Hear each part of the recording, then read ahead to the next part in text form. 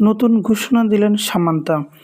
জাতীয় নাগরিক পার্টির জ্যেষ্ঠ যুগ্ম আহ্বায়ক সামান্তা শারমিন জামাতের সঙ্গে জোট, পদত্যাগ ও নির্বাচনে ফেসবুকে পোস্ট দিয়েছেন।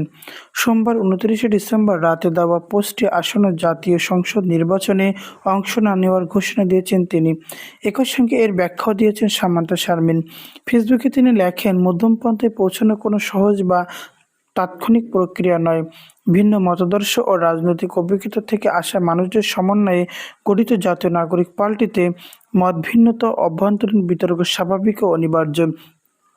পার্টির মতে ১০ মাসের পথ চলায় সাংগঠনিক মধ্যমপন্থার চূড়ান্ত রূপ নির্ধারিত হয়েছে এমন প্রত্যাশা বাস্তবসম্মত নয়।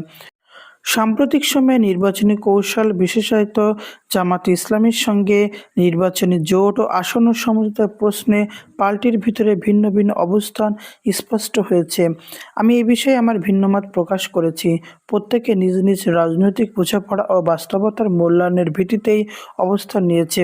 কোনটি ঠিক তা সময় নির্ধারণ করে দেবে।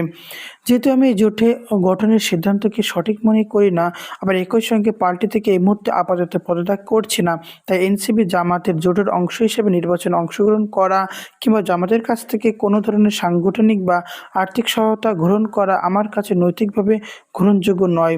সে কারণে আমি এই নির্বাচনে অংশগ্রহণ করছি না। পার্টির ঘোষিত অবস্থান অনুযায়ী এটি কোনো আদর্শিক জোট নয়, ফলে আদর্শিকভাবে জামাতের রাজনীতির বিরোধিতা করা এনসিপির অবস্থানের সঙ্গে সাংঘর্ষিক নয়।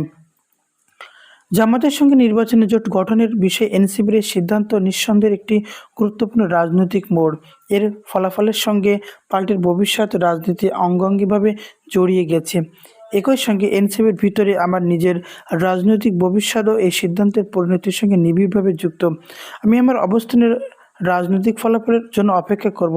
সময় এর চূড়ান্ত মূল্যায়ন করবে। আল্লাহ ভালো জানেন।